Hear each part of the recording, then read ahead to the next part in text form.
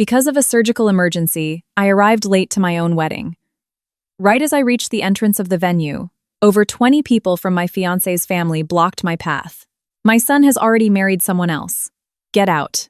Unexpectedly, at that exact moment, a Rolls-Royce pulled up right behind me. One of the most well-known tech billionaires in the country stepped out of the car.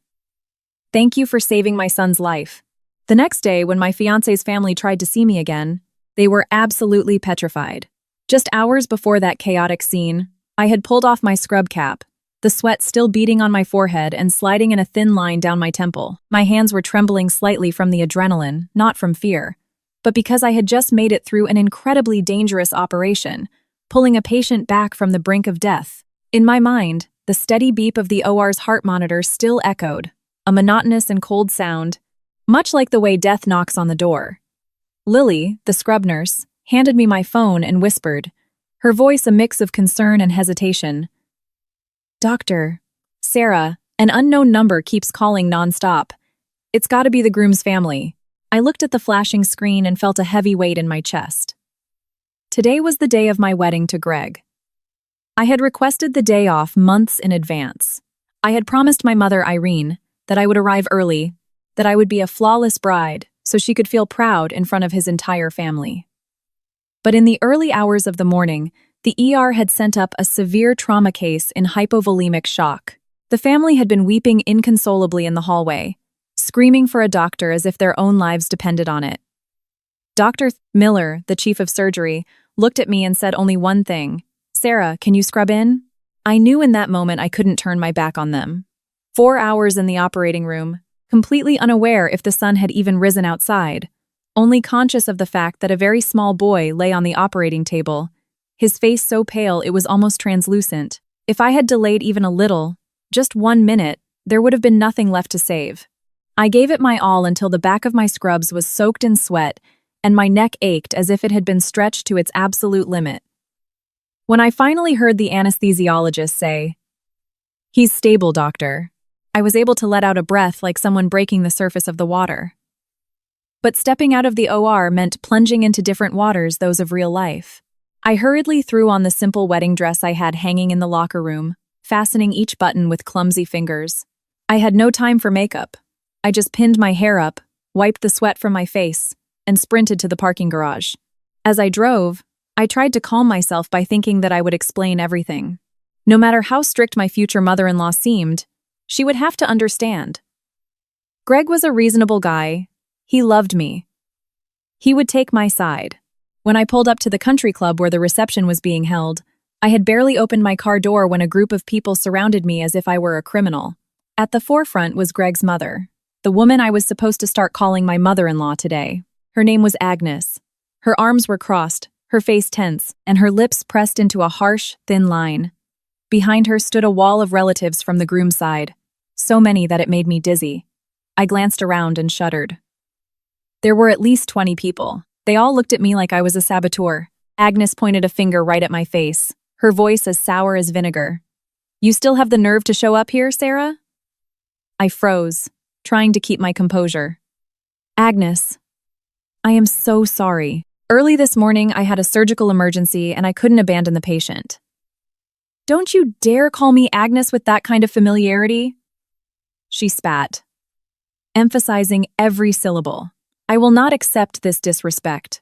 On the most important day for this family, you just decide not to show up, making us the laughingstock in front of all our guests. What do you think this family is?" I swallowed hard, feeling all their stares piercing me like hundreds of needles. My face burned, but I still tried to speak gently. "It wasn't my intention.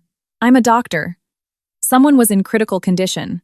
A man in his 40s, Greg's older brother, Ian, stepped forward, his voice icy. "So what if you're a doctor? A doctor should also know that her wedding day is her wedding day. Leaving the groom stranded at the altar is a disgrace." I looked past them toward the grand ballroom and faintly heard wedding music, toasts, and cheers. Confused, I asked, "Where is Greg?" "Let me see Greg. I'll explain it to him." Agnes let out a mocking laugh, a sound that cut right to the bone.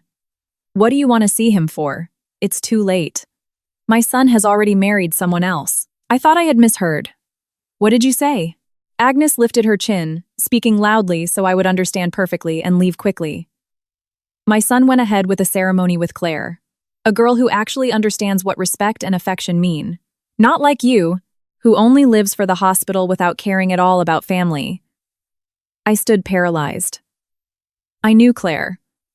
She was Greg's so-called childhood friend. Ever since I had been introduced to the family, Agnes hadn't stopped praising her how well she cooked, how she took care of her parents, how submissive and traditional she was. I always thought it was just the habit of older folks to compare and talk for the sake of talking. I never imagined they would dare turn those words into a dagger plunged into my own wedding day. I heard my own voice ask, as if it belonged to someone else. What ceremony?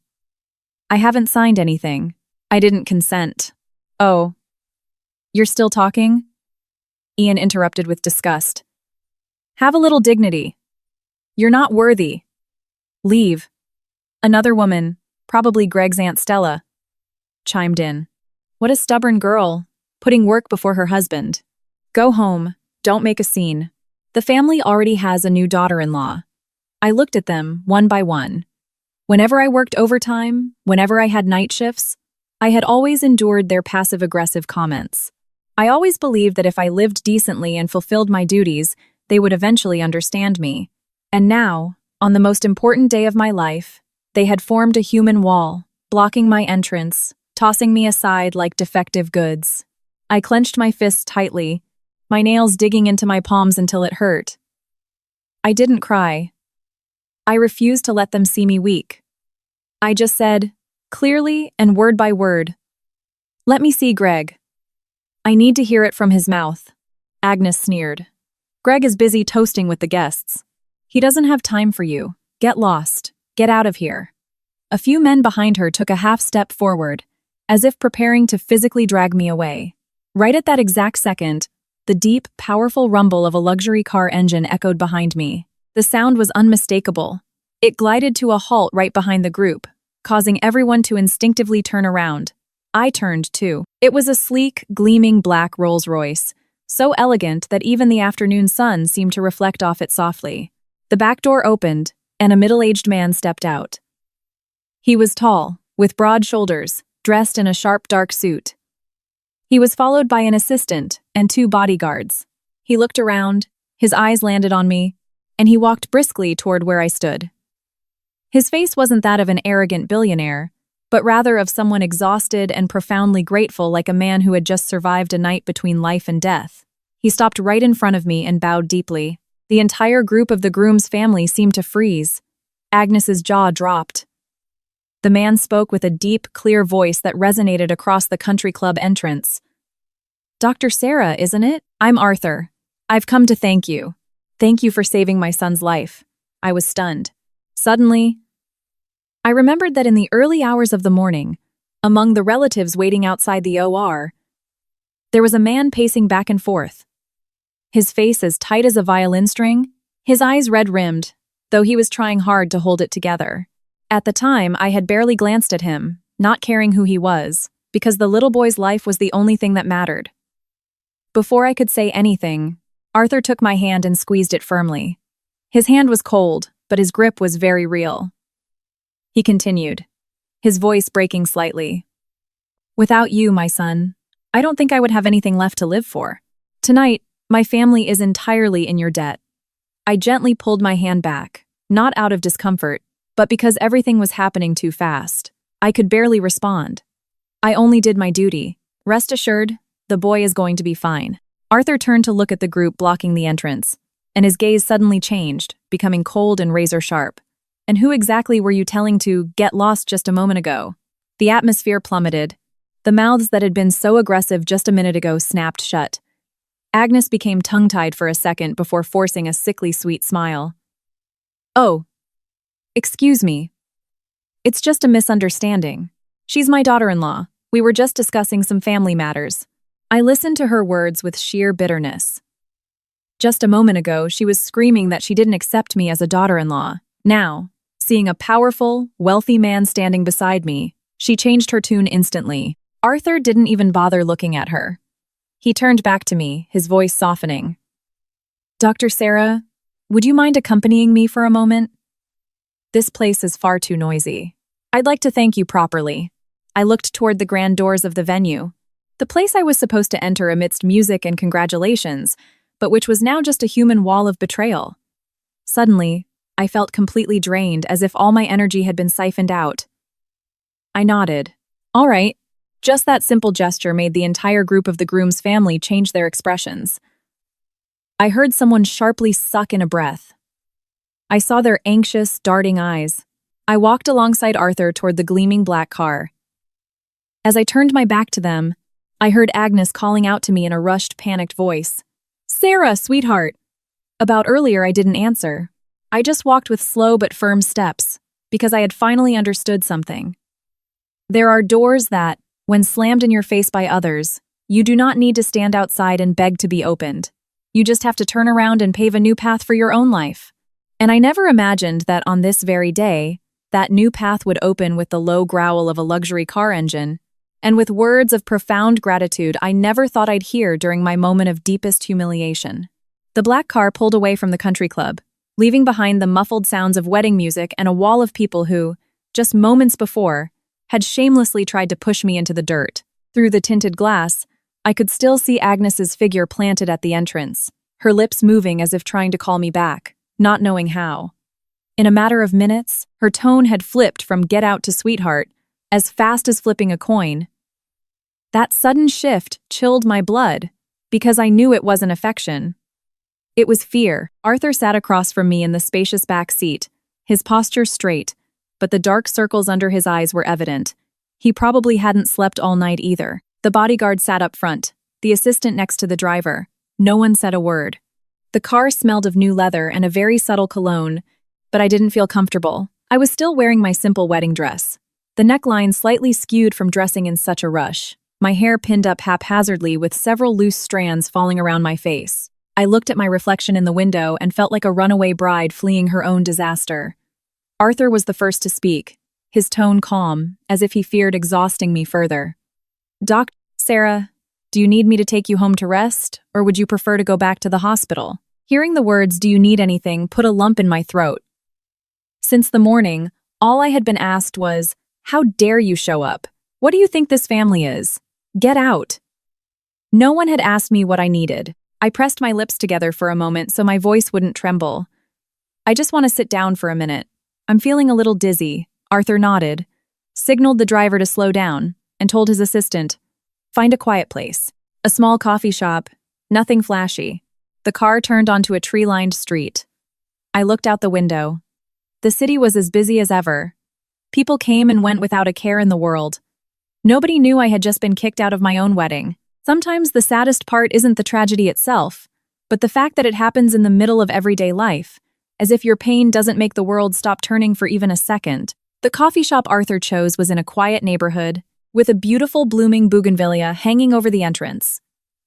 He didn't walk in right away. He opened his door, turned back to me, and said quietly, "Take your time. If you need anything, just say the word." I stepped out of the car, my legs feeling a bit weak, but I forced myself to stand tall. Inside, the shop was almost empty. There was only soft jazz playing and the rich aroma of roasted coffee. We chose a table by the window. Arthur sat across from me, but he didn't stare with burning curiosity. He looked at me with a measured respect that helped me relax. I ordered a glass of warm water. I didn't want anything sweet. I just needed something grounding. Arthur placed a slender envelope on the table in front of me. "This is a small gesture of my gratitude. Please, don't reject it right away. I know doctors have their ethics, but this isn't money to buy a favor. It's a thank you for you and your family." I looked at the envelope and felt my heart shrink. I had heard many stories of patients offering envelopes and doctors refusing them. People sometimes thought the doctor was offended, but with Arthur, I could tell he wasn't trying to make me uncomfortable. He was genuinely searching for a way to lift some of the weight off my shoulders. I gently pushed the envelope back toward him. "Arthur, with all sincerity, I cannot accept this. I'm a surgeon. I save people because it's my job. If everyone paid extra for their lives, people's consciences would just become a marketplace. I don't want that." Arthur sighed, almost as if he had anticipated this. He put the envelope away without insisting. I respect your decision, but I still want to do something for you. At least so you don't feel entirely alone today. Hearing the word alone felt like a physical pang in my chest. Because it was true. At my age, I didn't fear being broke or working hard. I only feared that awful sensation of being discarded like a broken toy. I looked up, meeting Arthur's eyes directly. You know what just happened at the entrance of the hotel, don't you? Arthur stayed silent for a few seconds, then nodded. I heard everything. I didn't intend to pry into your private matters, but I couldn't just stand there and watch them insult you like that. You had literally just saved my son, and they had the audacity. I let out a dry laugh, but my eyes started to burn. Arthur, please don't say it's because I saved your son. Even if I hadn't saved anyone today, I still wouldn't deserve to be treated like that. I was late because of an emergency. I didn't abandon anyone. I just did what I believed was right. At that point, the lump in my throat became unbearable. I turned my face toward the window, terrified I was going to break down. I didn't want to cry in front of a stranger. But then the realization hit me. This complete stranger was treating me with more kindness and humanity than the people I was about to call family.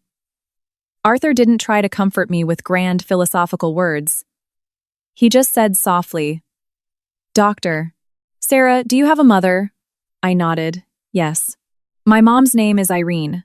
She's probably at home waiting for news. And she hasn't been feeling well lately. I want to tell her, but I don't know how. Arthur looked at me for a moment longer, then said, "Call her. If you're afraid of upsetting her, just tell her you're okay first, and you can explain the rest little by little." With trembling hands, I dialed her number. The phone rang a few times before I heard my mother's voice, strained with worry. "Sarah, honey, where are you? Why weren't you answering? Did they say anything to you over there? Did you make it in time?" Just hearing Sarah, honey made me want to burst into tears. I took a deep breath, trying to sound as normal as possible. "Mom, it's me. I'm fine. Don't worry." I stepped out for a bit. "I'll come see you soon." My mother went silent for a second, as if she were carefully listening to my breathing over the line. "Something happened to you, didn't it?" I bit my lip. I couldn't just blurt out that I had been kicked out of my own wedding. I was afraid it would cause her blood pressure to spike. I just said, "Mom, early this morning I had to handle a very severe emergency with a little kid. I was late, and Greg's family is a bit upset. I'll come home and tell you everything. Have you eaten? Did you take your medication?" My mother sighed. Her voice softened, always worrying about everyone else. "And your own life? All I care about is that you're okay, honey. Listen to me. Don't let anyone walk all over you. I'm an old woman. I can handle the shock. Don't be afraid for me." I closed my eyes. My mother was always like this. She spoke little, but her love was a fortress. I said okay and hung up. When I lowered the phone, I realized my eyes were wet. I wiped them quickly, but Arthur saw. He didn't ask any more questions. He just pushed the glass of warm water closer to me. I took a sip. The warmth seemed to soothe my tight throat. I spoke in a quieter voice. "Arthur, did you go to the venue just to thank me?" Arthur nodded, then shook his head slightly, as if weighing his words. "Initially, yes. It was just to say thank you. But when I got to the hospital, they told me you had taken the day off to get married. I thought someone as dedicated as you must be the absolute pride of her family. I wanted to thank you in front of your loved ones so they would know what you had done. Who would have thought?"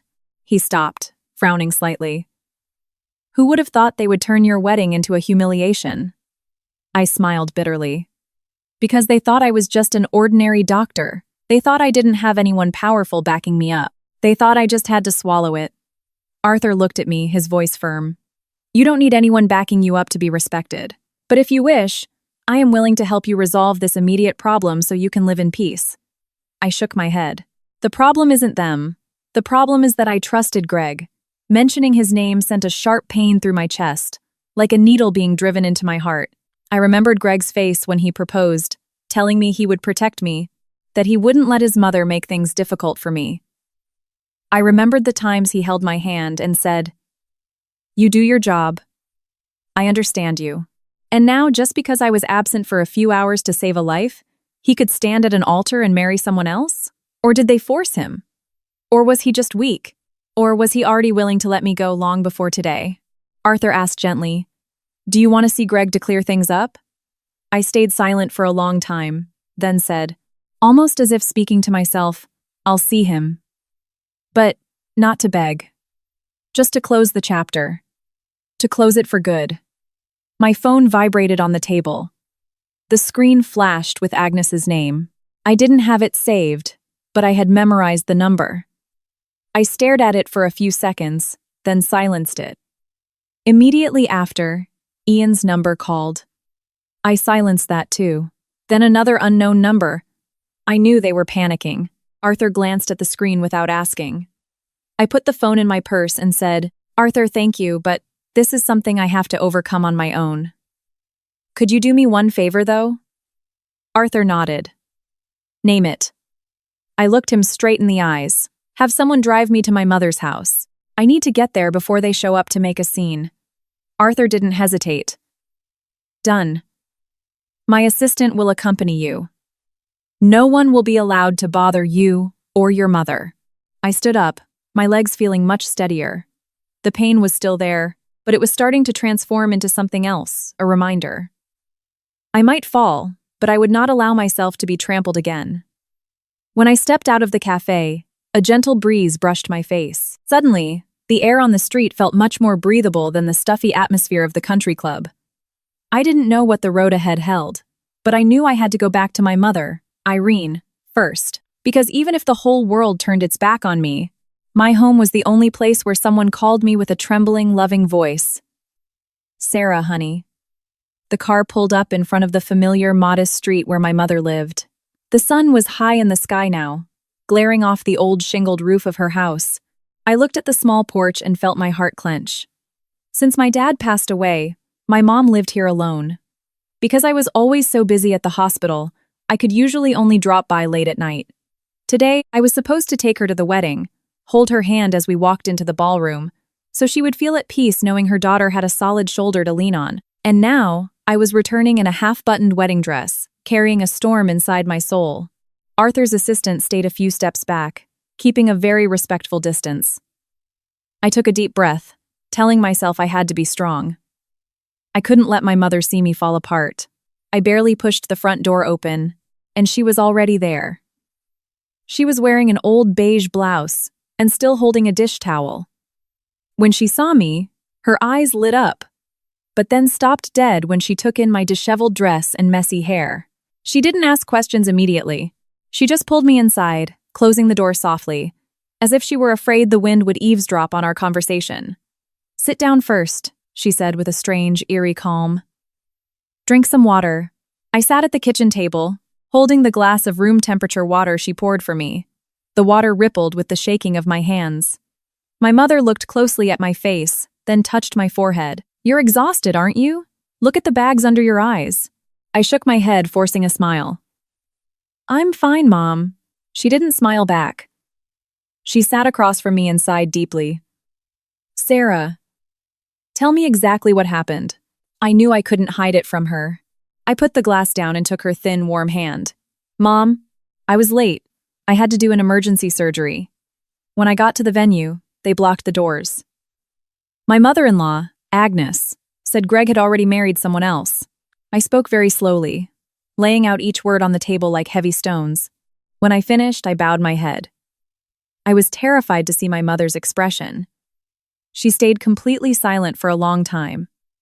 I could only hear the ticking of the wall clock. Then, she asked in a low but razor-sharp voice, "And Greg? Did he say anything to you?" I shook my head. I didn't even see him. My mother nodded, as if she understood everything. She stood up and walked to her bedroom. I heard the sound of a drawer opening. A moment later, she returned holding an old photograph of my father. She placed it on the table, looked at it for a second, and then said, "Your father used to teach me something. A good man shows his face in difficult times. A weak man hides. Greg has chosen to hide." I bit my lip. My tears finally fell, splashing onto my mother's hand. She didn't wipe them away. She just patted my hand gently. Cry, honey. Cry as much as you need to. Don't keep it bottled up inside. I broke down. Not wailing, but crying with a tight throat in heavy waves. I told my mother everything that had happened at the hotel entrance, every hurtful word, every glaring look. She listened. Her face grew pale, but her posture remained impeccably straight. When I told her about Arthur showing up, she frowned and asked for details. I told her everything without adding or omitting a single fact. When I finished, she sighed.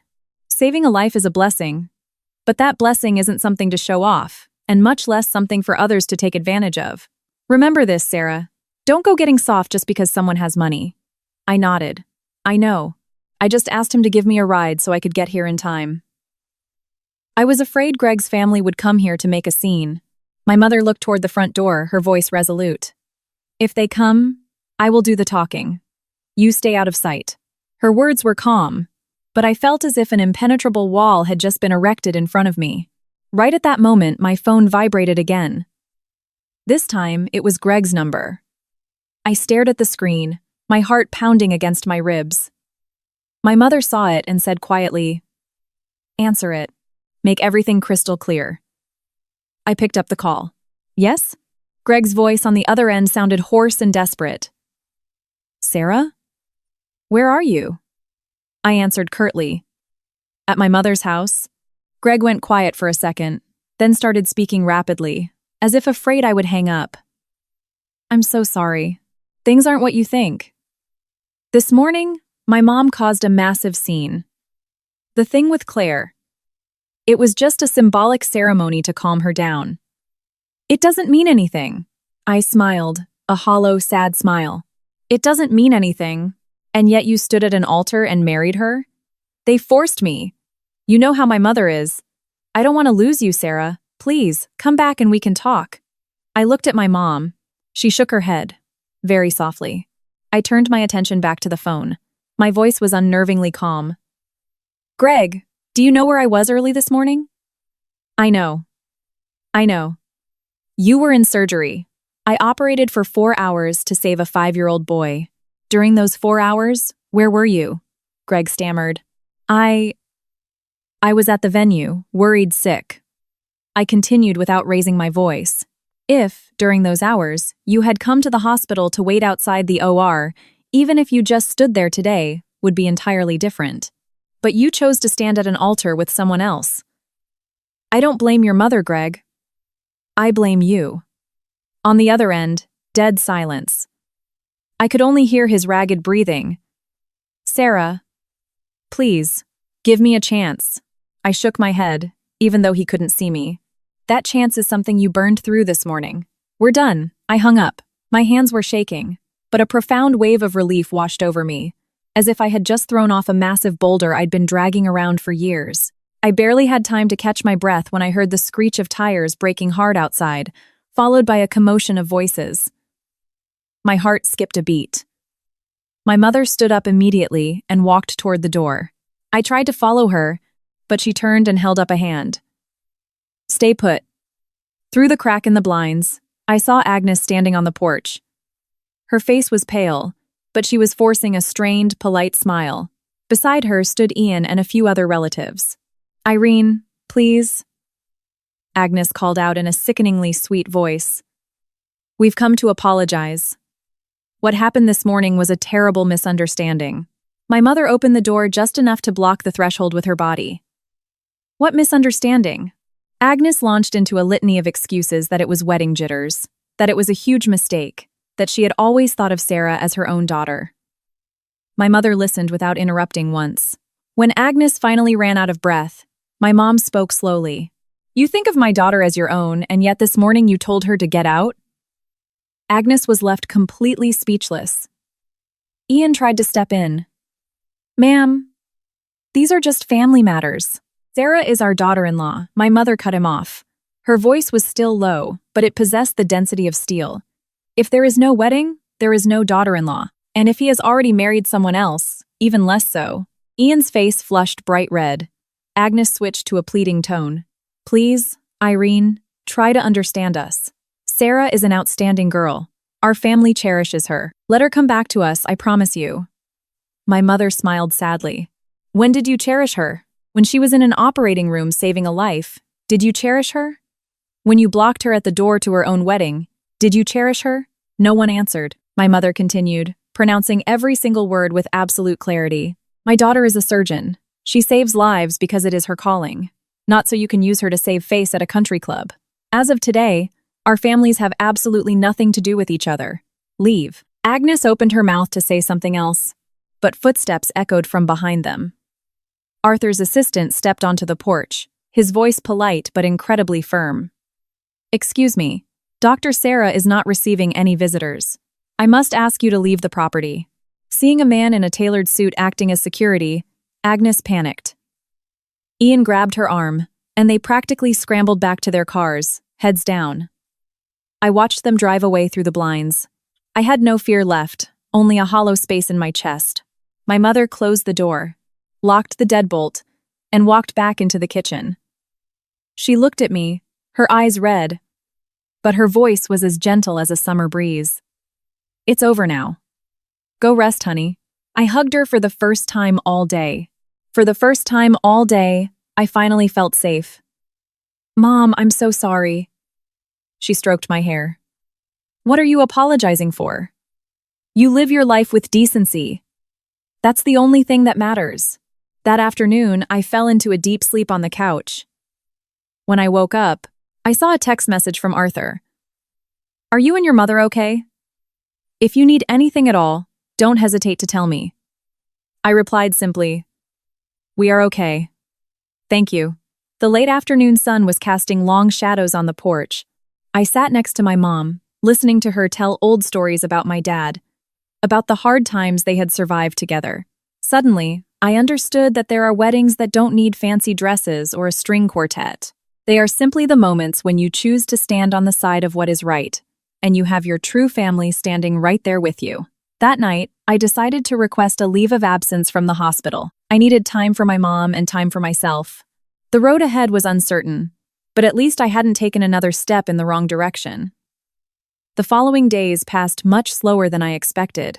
There was no more wedding planning, no more frantic phone calls with vendors. There was only my mom's small house, the smell of drip coffee in the morning, and the constant hum of the box fan in the afternoon. I requested a week off, just as I had told my mother I would. At first, she objected, saying I was young, that my career was important, that if I took too much time off, the hospital staff would talk. But then, noticing the dark circles under my eyes, she went quiet and merely suggested, if you're going to rest, rest for real. Don't let your mind keep racing. I listened to her. Every morning I woke up early to make her breakfast and remind her to take her blood pressure medication. Sometimes my mother would look at me with a mix of deep love and sorrow. I used to worry that when you got married, you'd leave me all alone, she said one morning, then offered a faint smile without finishing the thought. I realized that out of this nightmare, something good had actually happened. At least now I could be by her side without having to rush over to my future mother-in-law's house to endure her passive-aggressive remarks about my cooking or my hours. The gossip spread faster than I anticipated. Within 2 days, the neighborhood ladies knew my wedding had been canceled. Some stopped by to check on me. Others lingered on the sidewalk, looking at our house with morbid curiosity. I didn't hide, nor did I offer any elaborate explanations. My mother, on the other hand, remained completely unfazed. To anyone who asked, she gave a single answer. My daughter did the right thing as a human being, and that is more than enough. On the afternoon of the third day, while I was folding laundry, my phone rang. It was the chief of surgery, Dr. Miller. I answered. His voice was gravelly, but warm. Sarah, how are you holding up? I'm doing okay, Dr. Miller. He hesitated for a second, then said, about what happened to you. Rumors are already flying around the hospital. Don't worry. Nobody here is blaming you. The operation you pulled off that morning was nothing short of a miracle. I gripped the phone tightly. Thank you, Dr. Miller. Next week we have a very complicated M&M conference, he continued. If you feel ready, come back. If not, take all the time you need. Your spot is safe here. I told him I'd be there and hung up. I sat in silence for a moment. It turned out that the place where I was most terrified of being judged was the place that understood me best. And the place I thought would be my lifelong refuge had been the first to throw me to the wolves. That night, while I was slicing some apples for my mom, we heard a car pull up outside again. I flinched purely on reflex. My mother placed her hand over mine. Relax. I'll go look. This time, it wasn't Greg's family. It was Arthur. He was standing on the porch, with no bodyguards and no assistant. He was wearing a simple button-down shirt, holding a brown paper bag of fresh fruit. When he saw my mom, he nodded respectfully. "Good evening, Miss Irene. I'm Arthur." My mother eyed him with the sharp, assessing gaze of a woman who had seen a lot of life.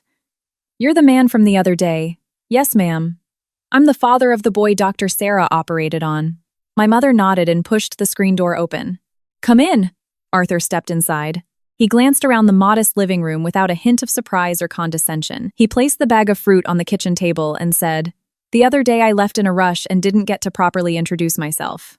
My mom sat down and looked him straight in the eye. "Why are you really here?" Arthur didn't beat around the bush. "I came to say thank you again, and also to ask for permission. I know it's not the best timing, but I wanted to check on you and Sarah and see if there's anything you need help with." My mother stayed silent. I was standing near the hallway, listening to every word. My mother wasn't easily swayed, especially by strangers, and even less so by wealthy men. After a long pause, she said, "My daughter saved your son because it was her duty. You do not owe us anything." Arthur nodded.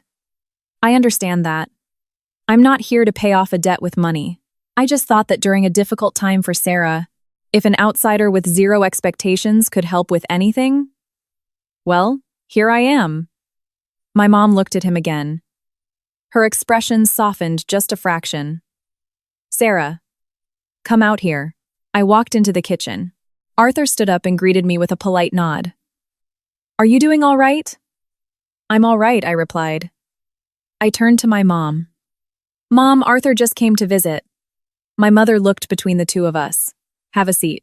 We sat around the small kitchen table. The atmosphere was slightly tense, but not uncomfortable. Arthur told us that his son was fully awake and had even asked for his dad after days of being in a coma. As he spoke about his boy, his voice grew incredibly tender. My mother sighed in relief. "That is a true blessing." Arthur turned back to me. "Sarah, the hospital mentioned you have a major clinical conference next week. When do you plan on going back?" "I'll be back," I said without hesitation. "I've rested enough." Arthur smiled faintly. "Good. You belong in a hospital much more than in those loud, pretentious country clubs."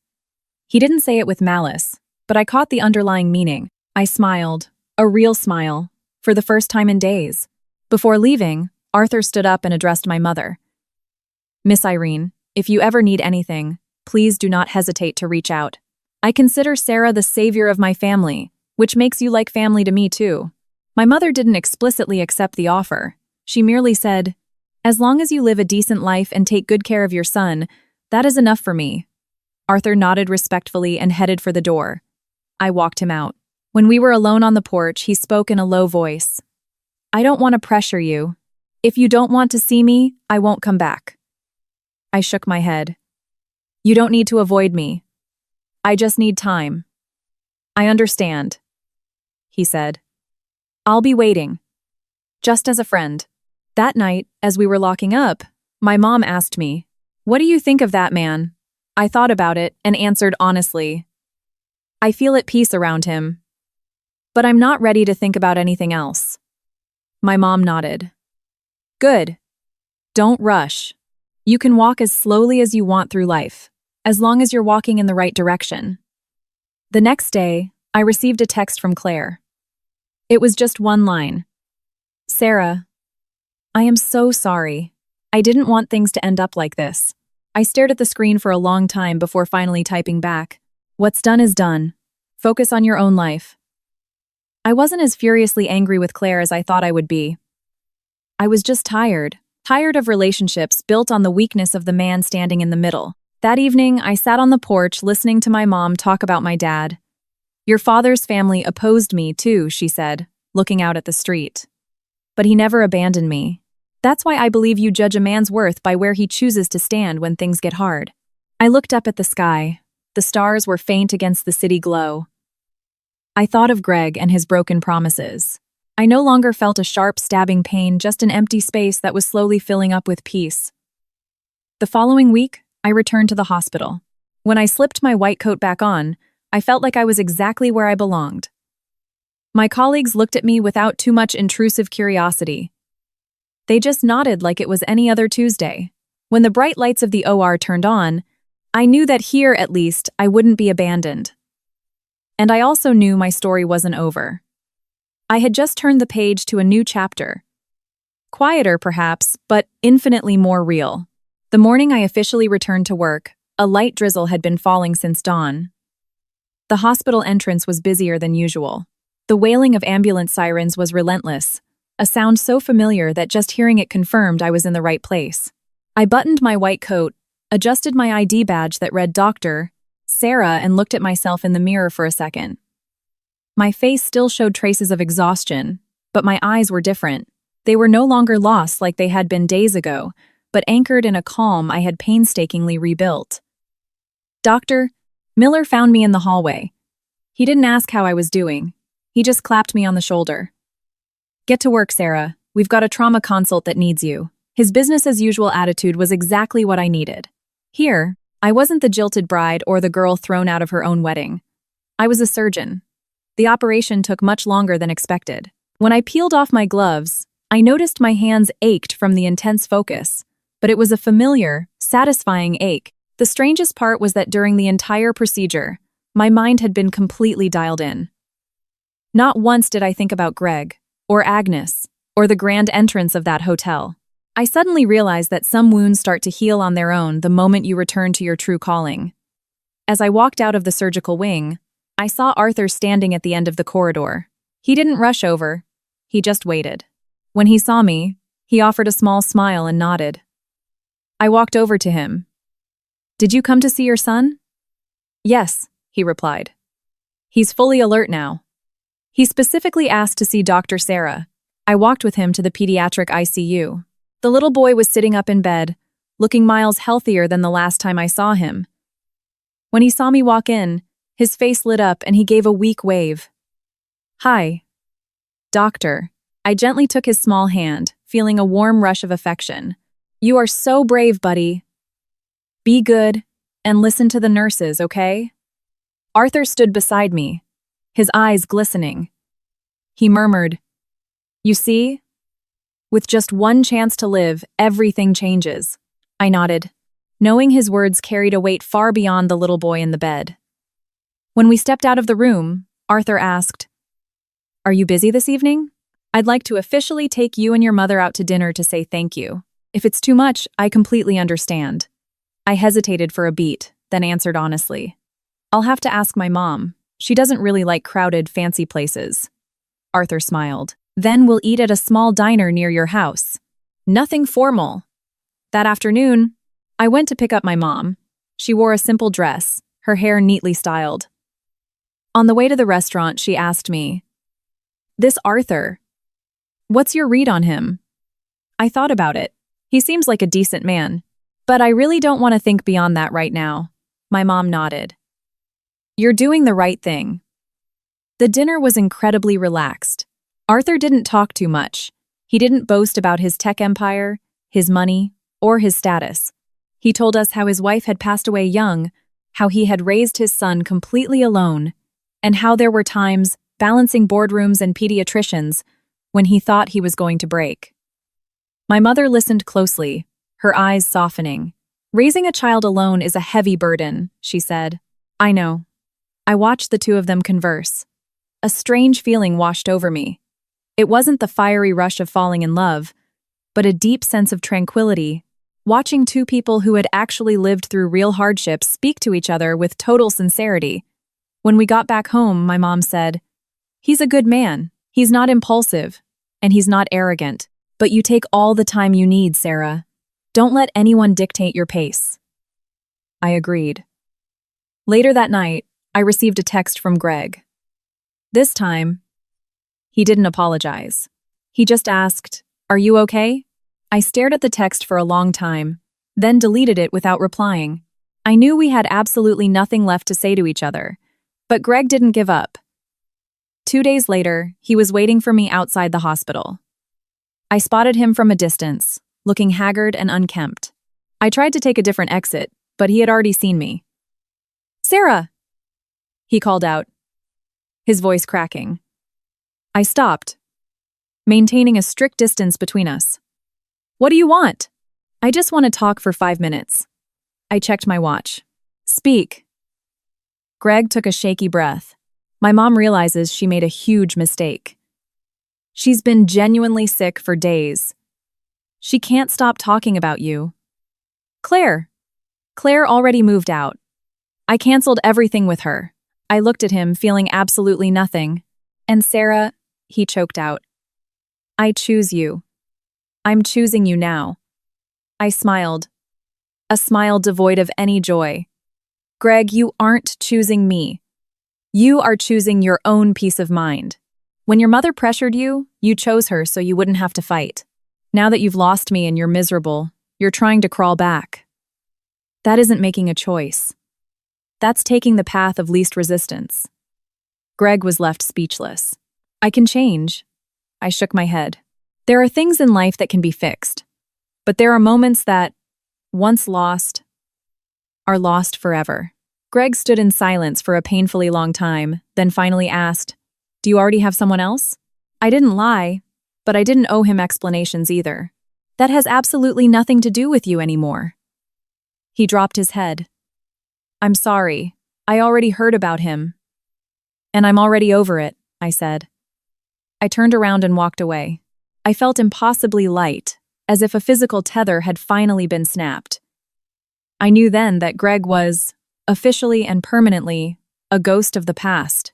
A few days later, my mother had to be admitted to the hospital for a sudden severe spike in her blood pressure. I was terrified, but I kept my professional calm.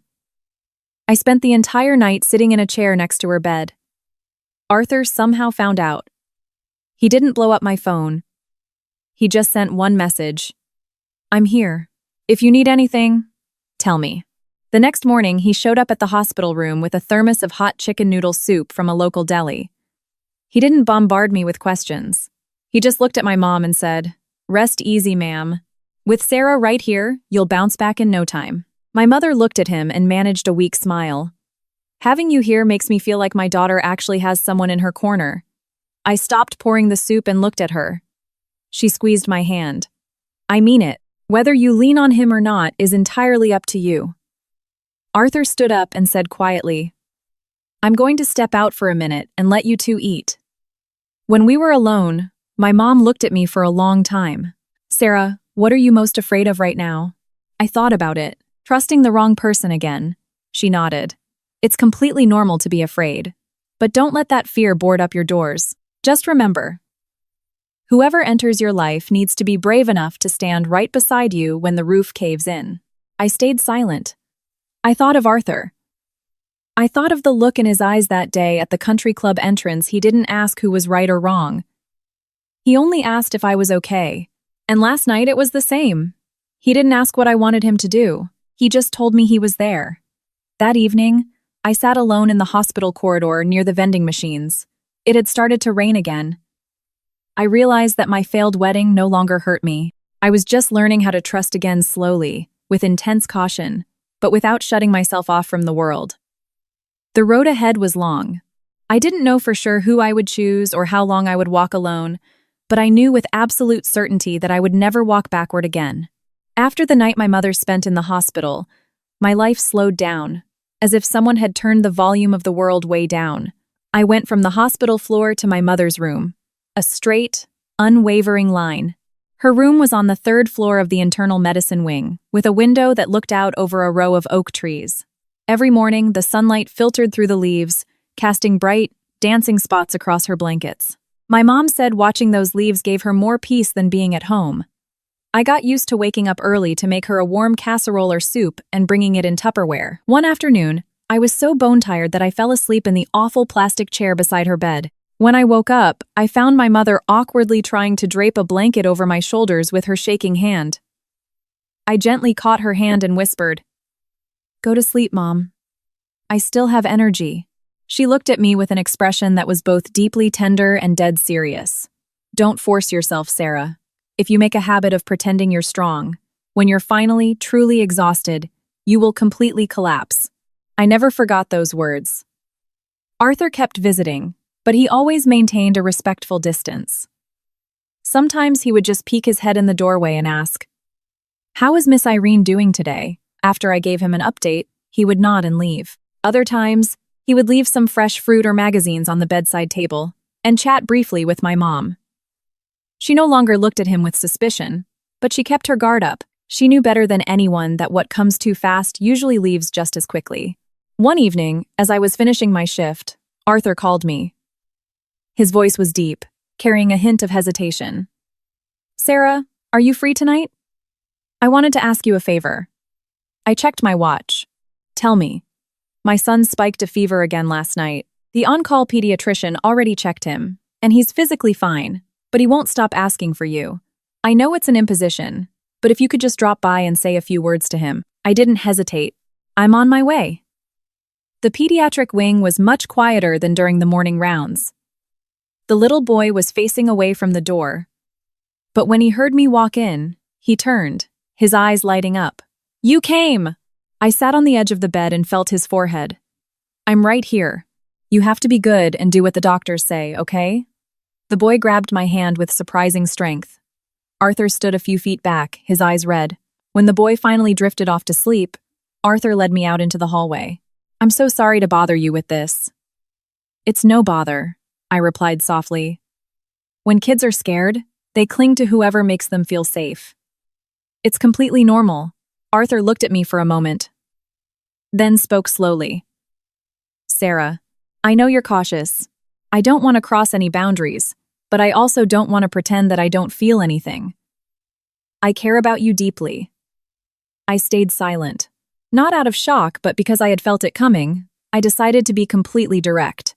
"Arthur, I just walked out of a marriage that didn't even start. I need time.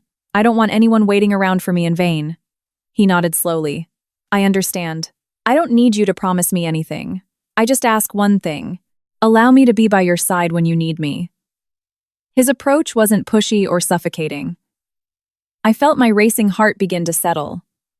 "If you want to be by my side as a friend, I accept that. Deal," he replied with a faint, genuine smile. In the days that followed, I threw myself back into my work. Surgeries, consults, clinical rounds. Sometimes I was so exhausted I just wanted to sit in a dark room in silence. But every time I saw a patient turn the corner and recover, I felt my own strength returning. I realized my profession had saved me not just because of the purpose it gave me, but because it demanded all my focus exactly when I needed a distraction.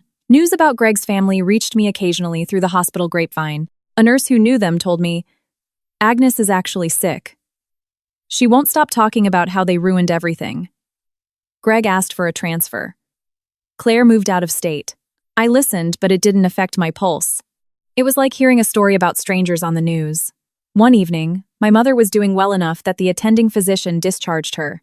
I drove her home, set up her bedroom, and moved her favorite armchair closer to the window.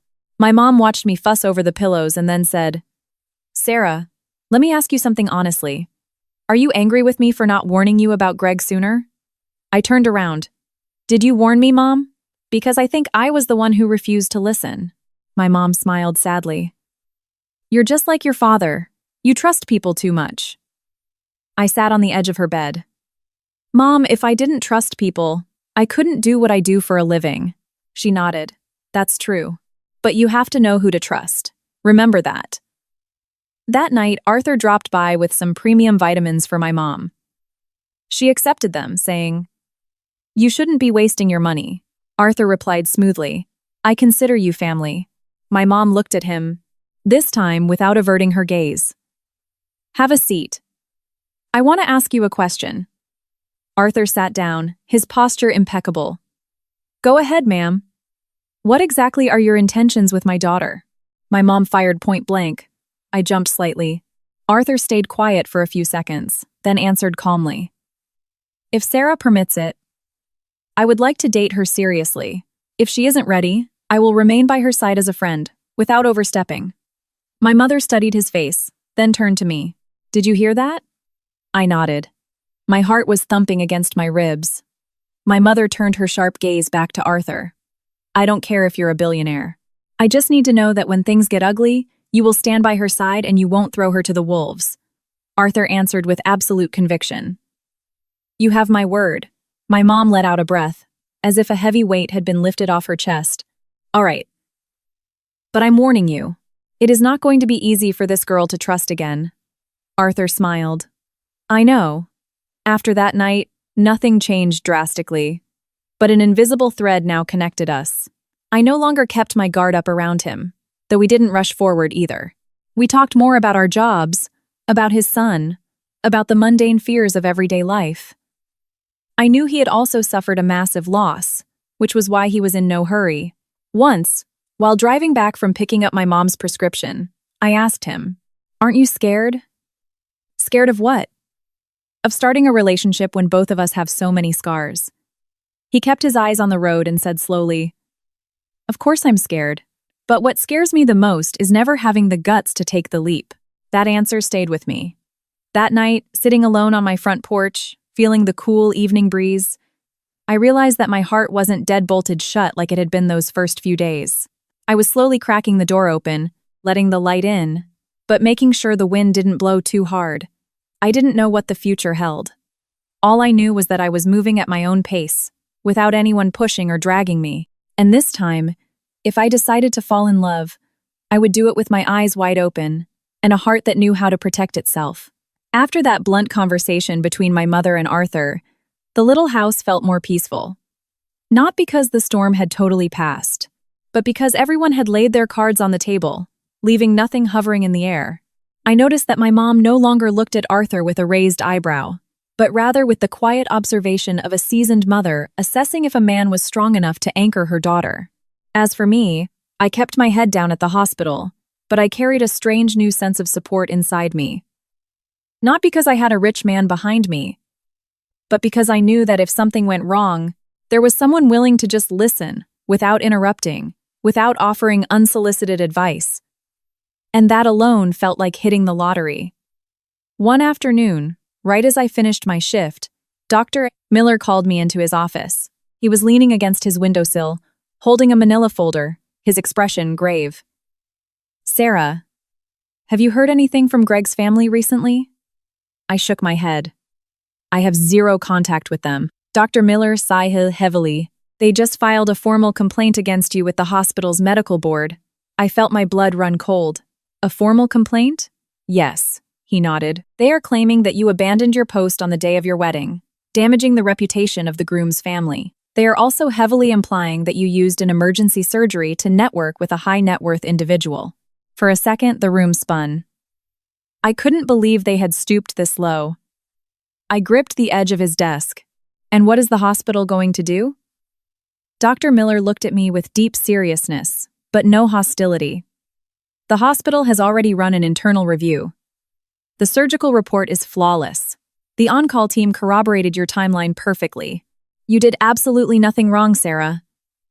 But this is going to be an administrative headache. They are trying to make a massive PR stink out of it." I took a deep breath. "I'm not afraid of an investigation. I'm just terrified my mother will find out." Dr. Miller nodded sympathetically. "I get it. You just keep doing your job. Let HR and legal handle the rest." That night, I didn't say a word to my mom, but she seemed to sense it. As I was washing the dinner dishes, she asked, "What happened today? You look like you've seen a ghost."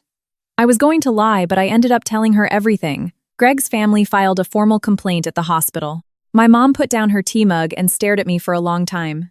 "What more do they want from you?" "They say I ruined their family's honor."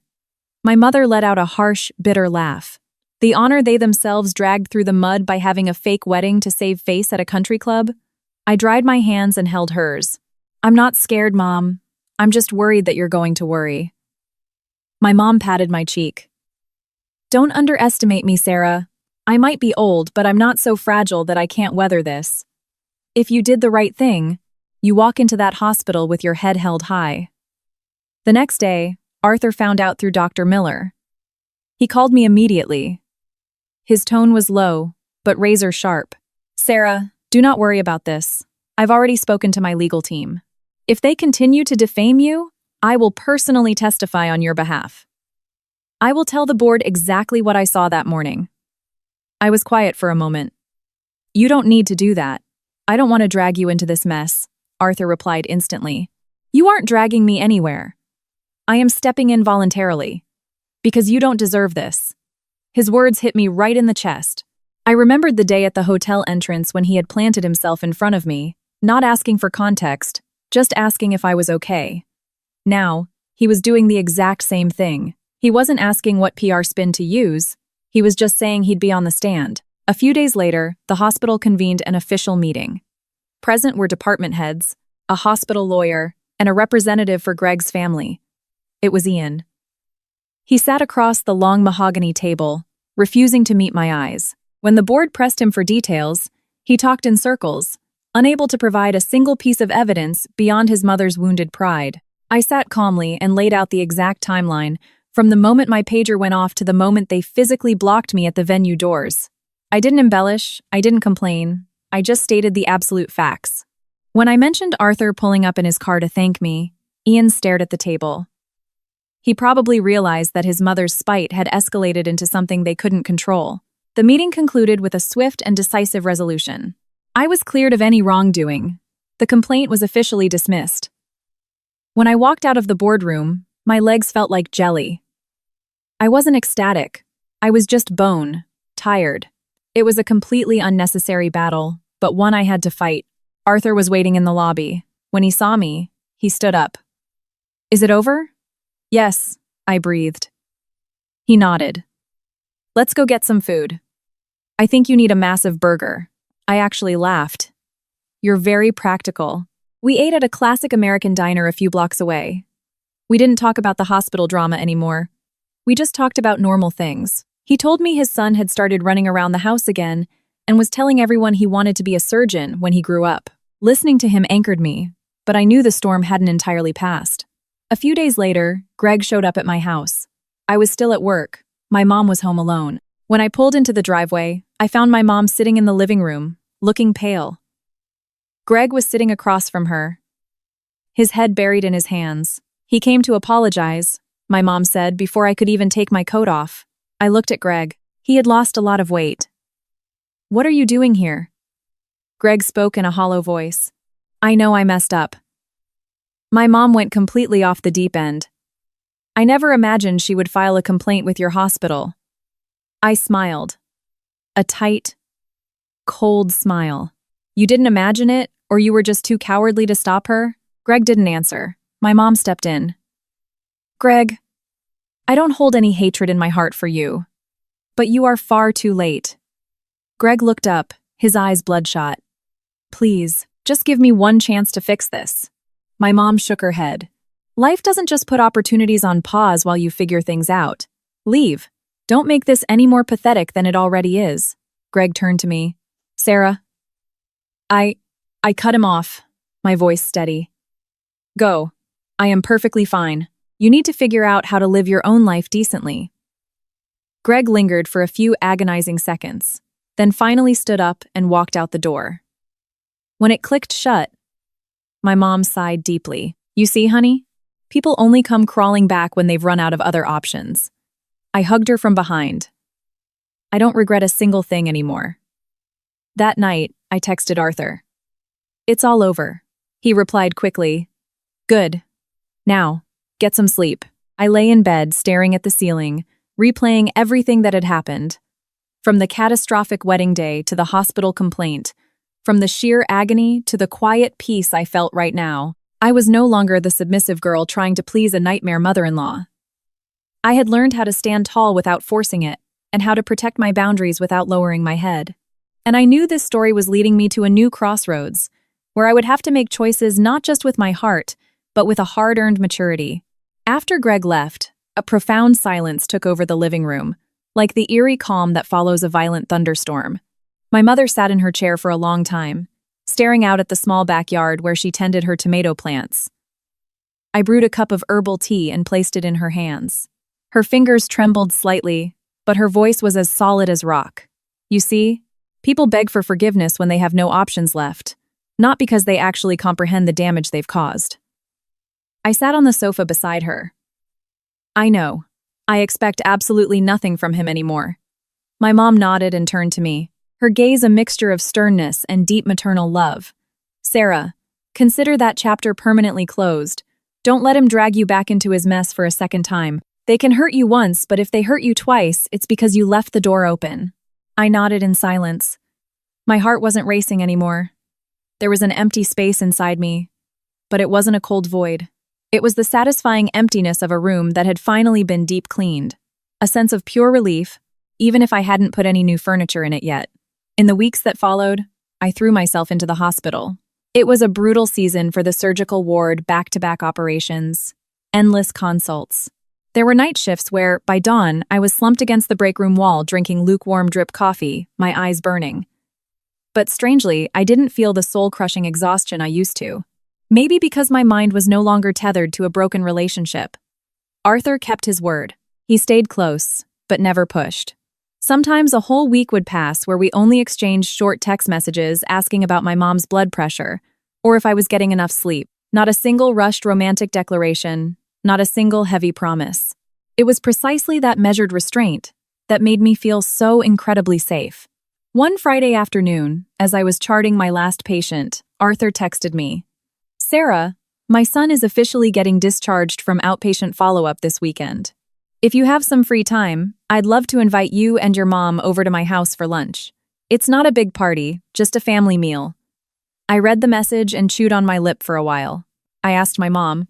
She sat in silence, then said, "Go, Sarah. Go so you can see exactly how he lives, what his house feels like, how he raises his boy. Observe everything very carefully, and then make your own decision." I nodded. I understood she wasn't pressuring me. She was giving me her blessing to explore. Arthur's house was in a quiet, affluent suburb outside the city limits. It wasn't an ostentatious mansion, but rather a beautifully designed, sprawling two-story craftsman home with a large front yard where I immediately heard the sound of a kid laughing. When we parked, his son came sprinting out the front door. When he saw me, he yelled happily, "Dr. Sarah!" I crouched down and caught him in a hug, feeling a sudden, immense wave of tenderness. My mother watched the scene from the driveway, and her expression softened considerably. Lunch was simple. Arthur had grilled some steaks and made a salad, nothing overly complicated, but everything was immaculate. My mom insisted on helping clear the table. The two of them chatted easily, as if they were old neighbors. I paid close attention to how Arthur spoke to his son, gentle but with clear boundaries and firmness. When the boy finished eating, he picked up his plate and proudly brought it to the sink to show me. It was obvious this was a home with solid routines, a family that didn't need to put on a show for guests.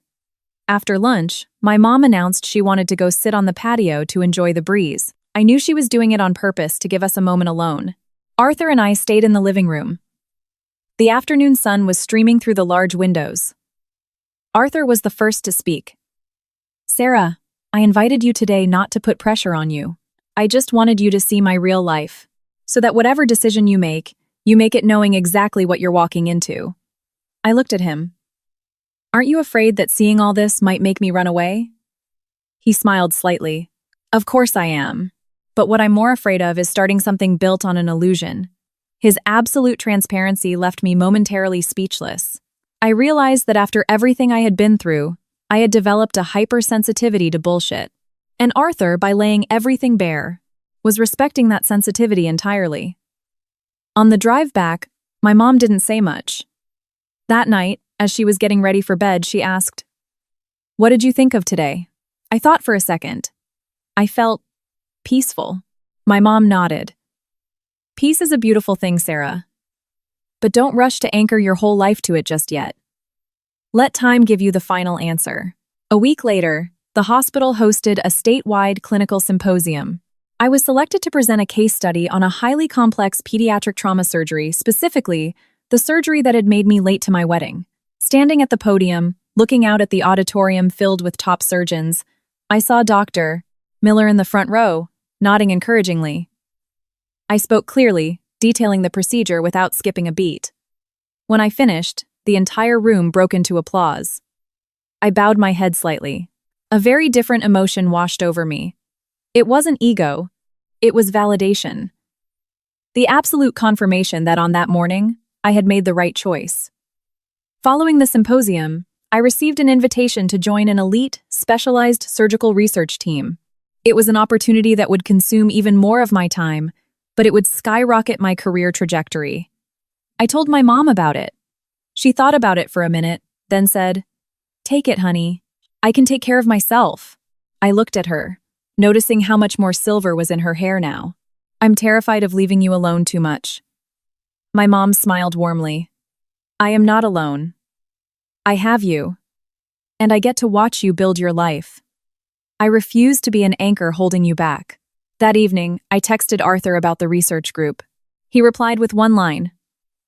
"Congratulations. I knew you'd get it." He didn't ask if I was stressed. He didn't whine about how it would affect our time together. Just a concise, rock-solid vote of confidence. I realized that the best kind of support doesn't always need to be breathing down your neck. It just needs to be a steady wall you can lean on when you're tired. But just when my life felt like it was cruising on a smooth highway, I got a call from an unknown number. On the other end was a weak, raspy voice. "Agnes. Sarah. It's me. I wanted to see you." I froze. A sudden cocktail of old anxiety and anger surged up, then quickly sank back down. I looked at my mom sitting across the room. She couldn't hear the call, but my face told her everything. "Who is it?" she mouthed. "Agnes," I whispered back. My mom stayed quiet for a long moment, then said slowly, "You don't owe them a damn thing. But if you feel you need to close this chapter one last time for your own sanity, go. I won't stop you." I got back on the phone and agreed to meet Agnes at a Starbucks near the hospital, a very public place, in broad daylight. I wasn't scared, but I refused to put myself in a vulnerable position. Before walking in, I texted Arthur. "Dealing with a personal matter today.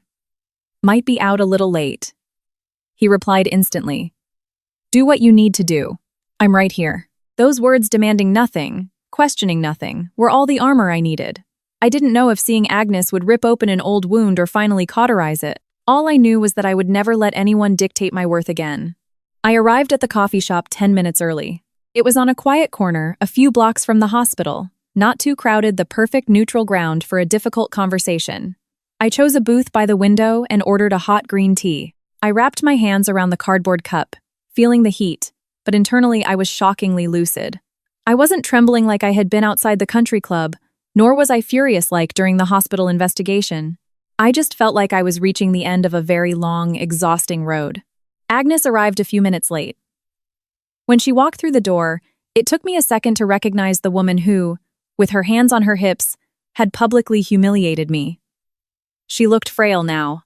She had lost weight, her shoulders were slumped, and she walked with a slow, heavy gait. She wore a dark, unremarkable cardigan, her gray roots were showing, and her face had lost all its haughty arrogance, replaced entirely by deep fatigue and timidity. She looked around, spotted me, and stopped. She hovered there for a second before approaching the table. I stood up, not out of submission, and not trying to be intimidating. I just gave her a curt nod. "Have a seat." Agnes slid into the booth, her hands tightly clasped in her lap. I ordered another hot tea for her. When the barista dropped it off, she whispered, "Thank you." We sat in Bori silence for a long time. The air was heavy, but not explosive. Finally, she broke the silence, her voice raspy. "Can I still call you Sarah?" I looked at her blankly. "Call me whatever you want." She took a shaky breath. "Sarah, that day, I was horribly wrong. I should have said these words to you a long time ago. I didn't feel a rush of vindication or immediate relief. I just listened." Agnes continued, her voice trembling more noticeably. "I didn't think things would escalate like that. I just had this old-school mentality that a daughter-in-law should always put her husband's family first. I was so used to that way of thinking." I took a sip of my tea. "You were used to it, but I couldn't survive living like that."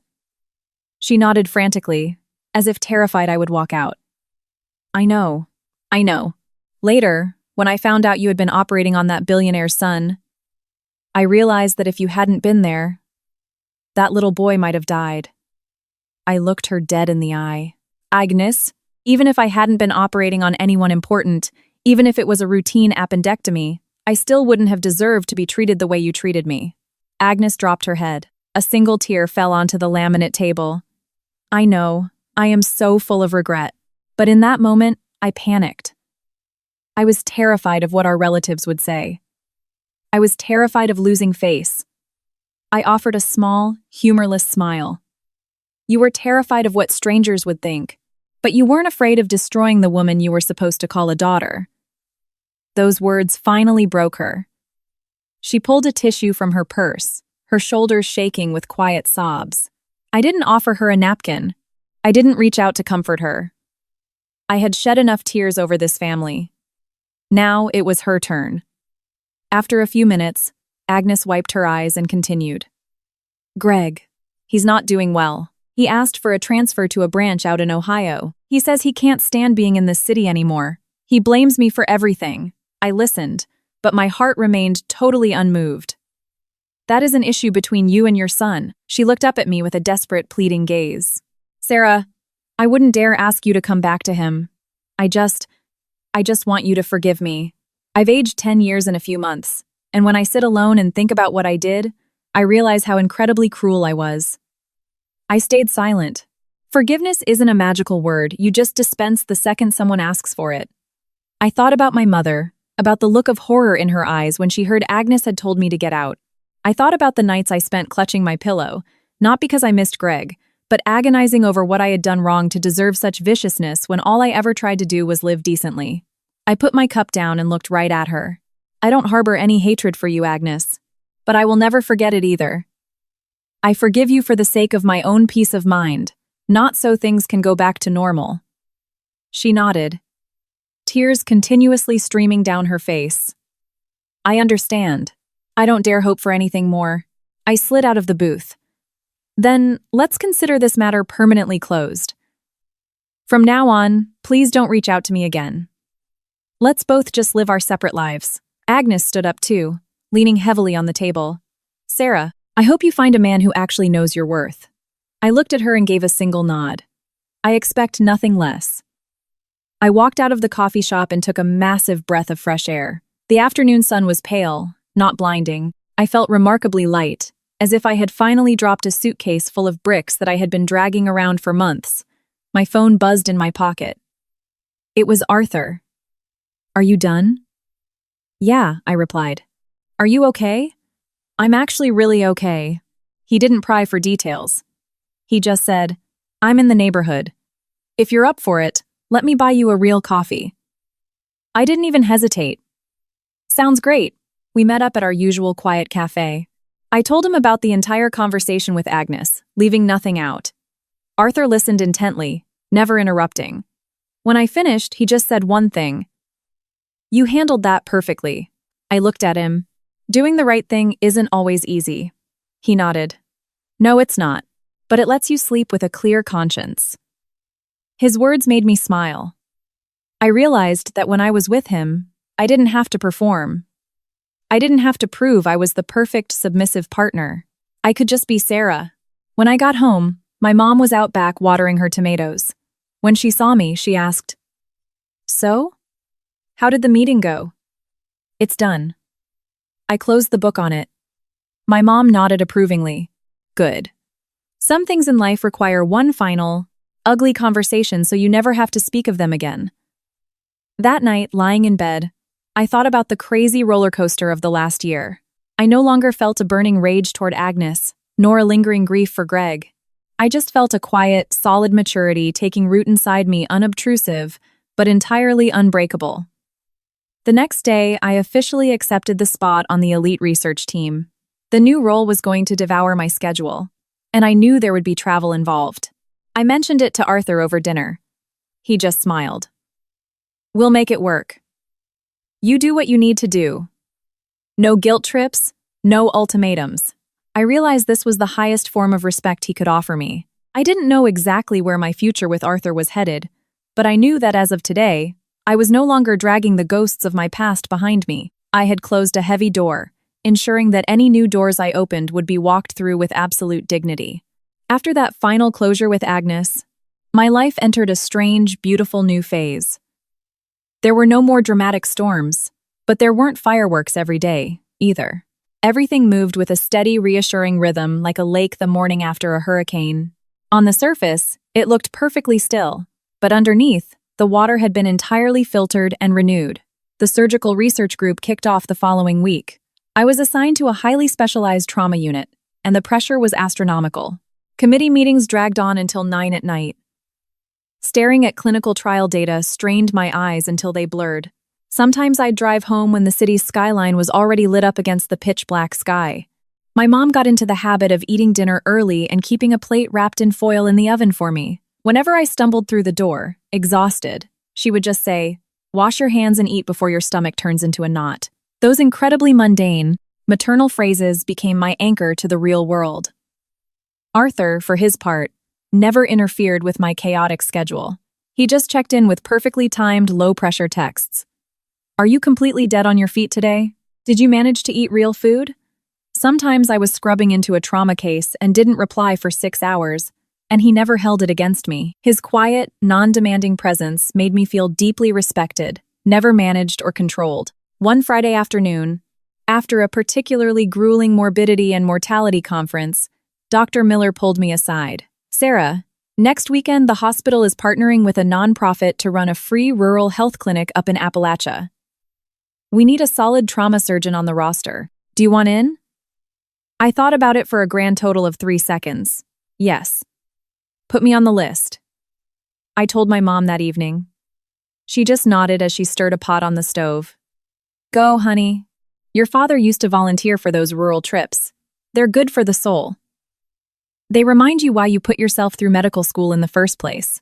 The morning we left, the sky was still pitch black. The chartered bus rolled out of the city, leaving the glowing skyscrapers behind. I sat by the window, watching the concrete turn into sprawling forests and winding mountain roads, feeling lighter than I had in months.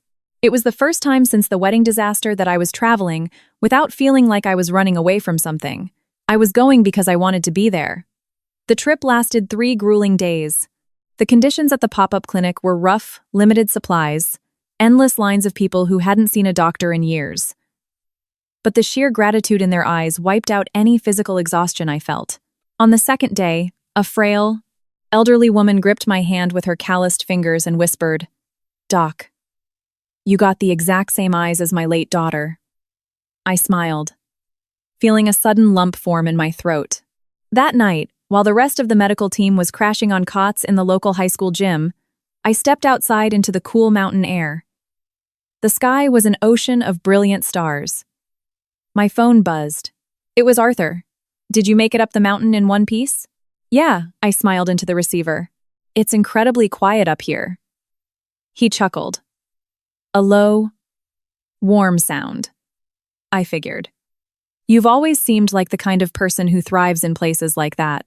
I went quiet for a moment, listening to the crickets. Then, I said something I hadn't planned on saying. "Arthur, I'm scared." "Scared of what?" he asked instantly, his tone shifting to pure attention. "I'm scared of getting used to this peace. I'm scared that the second I get comfortable, the rug is going to get pulled out from under me again. I'm terrified I won't have the strength to survive another humiliation." He didn't reply with a quick cliché. He let the silence hang for a few seconds. Then, he spoke slowly, his voice dropping an octave. "Sarah, I cannot promise you that life won't throw any more curveballs at you, but I can absolutely promise you that when they come, you will not be standing in the batter's box alone." It wasn't a fairy tale vow. It was a deeply human, grounded commitment. I closed my eyes and let out a long breath. "Thank you." When I got back to the city, my mom was waiting for me on the porch. She looked me up and down and frowned. "You look like you lost 5 pounds." "I'm fine, Mom," I laughed. She shook her head and ushered me inside. "Skinny, but your eyes are shining. I guess that's the part that matters." That night, as I was tossing my dirty scrubs into the laundry, my mom called me into the kitchen. She was sitting at the table, her expression dead serious. "Sarah, sit down. We need to talk." I took a seat, What's wrong, Mom? I am not going to forbid you from moving forward with your life, she started, her gaze intense. But I want you to remember something. If you choose a man to spend your life with, you make damn sure he is someone who won't leave you feeling alone inside your own house. Do you understand me? I knew exactly who she was talking about. I nodded. I hear you, Mom. A few weeks later, Arthur asked if my mom and I would accompany him on a drive up to a small town upstate. It was the anniversary of his late wife's passing, and he was going to visit her grave. I hesitated. This was a massive, profoundly intimate line to cross. I talked to my mom about it. She thought about it for a long time, sipping her tea, before finally saying, "If you go simply as a supportive friend. Do not go trying to wear any other label." I made that explicitly clear to Arthur. He agreed immediately. Of course. I am not trying to force you into any role. I'd appreciate the company. The drive was quiet. His hometown was a sleepy, picturesque village. The cemetery sat on a rolling green hill overlooking acres of farmland. Arthur stood in front of the headstone for a very long time, lost in a silent conversation. I stood several yards back, giving him total privacy, just anchoring him with my presence. On the drive back to the city, Arthur looked over at me. "Thank you for coming today. It meant the world to me." "I understand," I replied softly. And I really did. That profound loss was the fire that had forged the grounded, reliable man sitting next to me. After that trip, I realized that there was undeniably a permanent space for him in my heart. Not the desperate, fiery space of a young romance, but a space reserved for someone who could walk into my life without shaking the foundation I had bled to rebuild. One rainy Tuesday evening, Arthur drove me home from the hospital. He put the car in park in my driveway, but he didn't unlock the doors. He turned to me, his face utterly serious. "Sarah, I don't want to live in this gray area anymore. I know you needed time, but I also need to know where this road is going." I looked at him. My heart was beating a slow, heavy rhythm against my ribs. "Go on. I want to date you officially, with the explicit intention of building something permanent, not to use you as a band-aid, but to build an entirely new life together. If you still aren't ready, I will back off. But I need clarity." I sat in the glow of the dashboard lights for a very long time. I thought of my mom's advice. I thought of my grueling career. I thought of everything I had survived. Then, I looked him in the eye. "I can't make you any massive 10-year promises right this second. But I am willing to give us a real, honest try." Arthur smiled. It wasn't an explosive, triumphant grin, but a deeply warm, relieved smile. That is more than enough. That night, I slept like a rock, no nightmares. No lingering anxieties. I knew I was finally moving forward, not sprinting away from my past, and not desperately clinging to a savior, but walking forward on my own 2 feet, which were finally planted on solid ground. Once Arthur and I officially defined where we stood, our relationship didn't suddenly become loud or performative, but there was an undeniable, subtle shift in the gravity between us. He no longer called just to check the weather. Our conversations had real weight, a genuine exchange of 2 lives merging. I stopped dodging questions about the future, though I still kept a healthy dose of realism. We didn't plaster our relationship all over social media, but we both knew exactly what trajectory we were on. My mother was the first to silently acknowledge it. She never made a big speech, but whenever Arthur was scheduled to come over, she would deliberately cook an extra portion of whatever she was making. She'd casually tell me, "Check the fridge, make a list of what we need for the weekend." These tiny, domestic gestures were the ultimate stamp of approval from a woman who didn't trust easily. Meanwhile, my career was hitting a fever pitch. The surgical research group entered the clinical trial phase, and the pressure on my shoulders doubled. There were nights I didn't unlock my front door until well after midnight, when the house was dead silent and my mom was already fast asleep. I'd slip into her room just to check on her, listening to her steady breathing in the dark, and that alone would refill my tank for the next day. Arthur, entirely aware of my punishing schedule, never demanded date nights I couldn't afford. He would just send a quick text. "Take care of yourself today." Sometimes, reading those 5 words between back-to-back surgeries was the only thing keeping me sane. One Sunday morning, while I was lacing up my sneakers for a run, my mom called out from her bedroom. She was sitting on the edge of her mattress, holding a battered wooden jewelry box. "Sarah, come here for a minute." I sat next to her. She popped the latch and pulled out a simple, scuffed gold band. "This was your father's, and my wedding ring." I stared at it, surprised. "Why are you giving this to me now?" My mom met my gaze, her eyes deep and intensely focused. "I'm not giving it to you so you can wear it. I'm giving it to you so you remember what it represents. Your father wasn't a rich man, and he certainly wasn't a smooth talker. But when you were born premature, he spent 7 nights awake in a plastic hospital chair. When I got sick, he dropped every single thing to take care of me. I want you to look at this ring and remember that a marriage is not a party at a country club. A marriage is whether or not the person standing next to you refuses to leave your side when the world goes to hell." A tight knot formed in my throat. I reached out and curled my fingers around the cold gold. "I'll remember, Mom." She closed the wooden box with a snap. "The choice is yours. I'm just giving you the blueprint." Later that afternoon, I met Arthur at our favorite coffee shop. He immediately noticed I was lost in thought. "What's going on in that head of yours?" I told him about the ring and my mother's speech. He didn't offer a quick platitude. He just sat back and listened.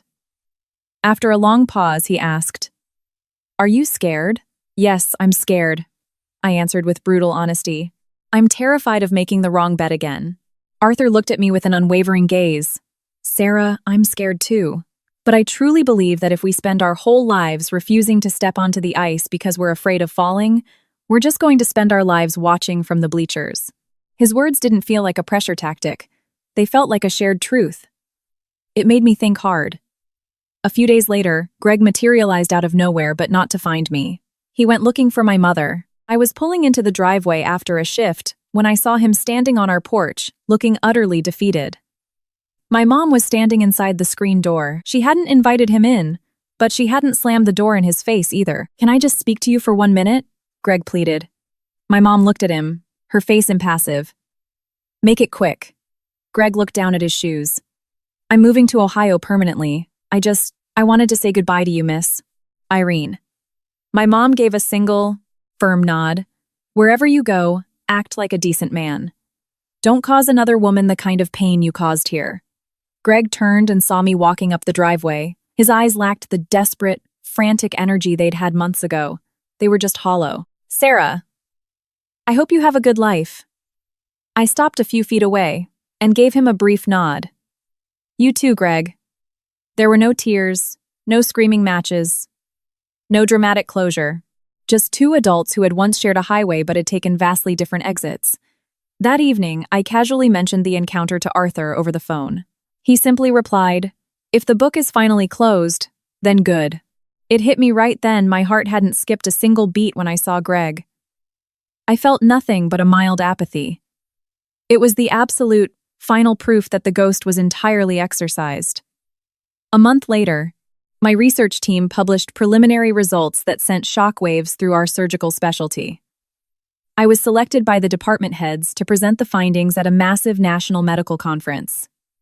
Dr. Miller called me into his office, beaming. "Sarah, this is a career-defining opportunity. Do not mess this up." I was thrilled, but a nagging worry chewed at the back of my mind. My career was demanding more of my blood and sweat than ever before, and I was terrified of neglecting my mom and Arthur. I didn't want to sacrifice my family for a scalpel, but I couldn't step off the gas, either. Arthur was the first one to address the elephant in the room. We were sitting on his back patio while his son played in the yard. "If your job gets even more intense after this conference, is that going to scare you?" I looked down at my hands. "Yes, but it's the life I chose." He reached over and covered my hand with his. "I don't need you to shrink yourself or do less. I just need you to remember to come home." His words washed over me like a cool rain. Not just any man could say that and actually mean it, and very few were secure enough to live by it.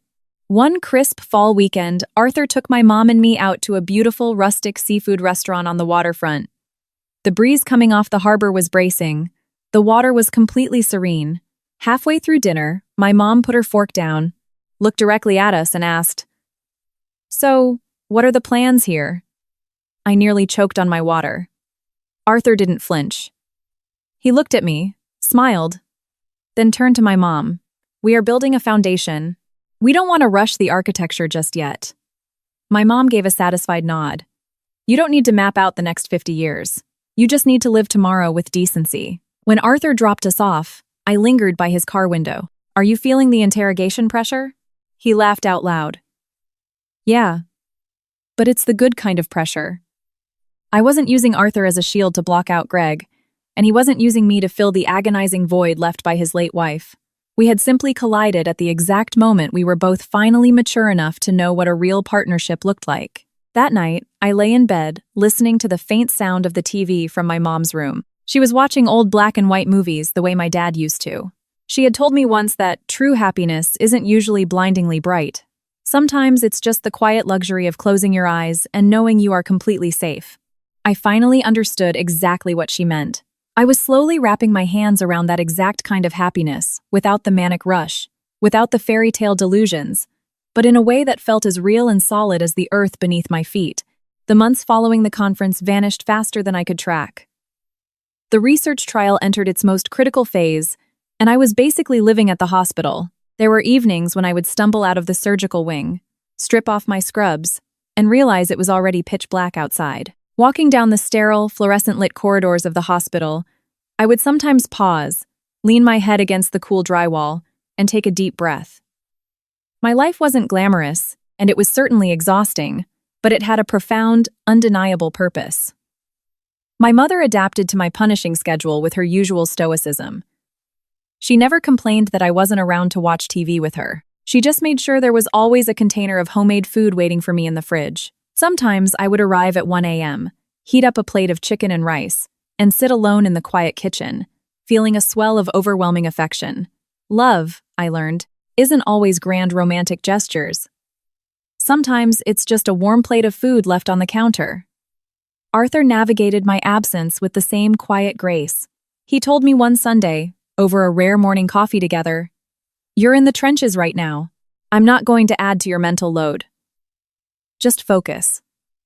I nodded, entirely too tired to form a coherent sentence, but deeply grateful. That level of understanding confirmed, once again, that I had chosen the right man to let into my life. One rainy Tuesday afternoon, right after I finished a grueling consult, Dr. Miller flagged me down. "Sarah, step into my office." I sat across from his desk. He looked at me with a mix of pride and seriousness. "The hospital board has been watching your trial data. They want to send you down to the Texas Medical Center in Houston for a highly specialized 3-month fellowship. It's a once-in-a-career pipeline to becoming a department head." I froze. 3 months in Texas. 1,000 miles away from my mother, who was getting older. 1,000 miles away from Arthur, right when we were finally finding our rhythm. But it was also the exact opportunity I had been grinding toward since medical school. I found my voice. "Do I have time to think about it?" Dr. Miller nodded. "You have 48 hours. Talk to your family." That night, I sat at the kitchen table and broke the news to my mom. A heavy silence descended on the room. I could see the flash of anxiety in her eyes, not for my career, but the inevitable fear of an aging parent facing an empty house. But then she straightened her posture and said, "You take it, Sarah. Opportunities like this don't wait around. I'll be perfectly fine here." I reached across the table and grabbed her hand. "Mom, I'm terrified of leaving you alone." My mother offered a soft, resilient smile. "I've handled myself alone for decades, kiddo. The only thing you should be terrified of is abandoning your own potential." Her words hit me like a freight train. I knew she was pushing her own fears aside to clear a path for me, exactly the way my father used to do for her. The next day, I met Arthur at a quiet park near his office. We sat on a damp bench as the autumn leaves fell around us. When I told him about the Texas Fellowship, he didn't look shocked, and he didn't look angry. He just asked, "Do you want to go?" "I do." I answered honestly, "But I'm worried." He nodded, staring out at the trees. "It makes sense that you're worried, but if you turn this down because you're afraid of what might happen to us, you will resent me for the rest of your life." I looked at his profile. "Aren't you scared of the distance?" "Hell yes, I'm scared," he said bluntly. "I'm terrified you're going to go down to Texas, become a hotshot surgeon, and realize you don't actually need me." His brutal honesty made me laugh, a sound that broke the tension. Just the fact that you admit that is enough for me." Arthur turned to look at me, his dark eyes entirely serious. "Sarah, I'm not going to chain you down with heavy promises. I'm just going to tell you this. If you go, and you do your thing, and you come back and still want to build a life with me, I will be right here waiting. No strings, no guilt trips." I realized then that this was his way of maintaining his own dignity while offering me absolute freedom. I accepted the fellowship.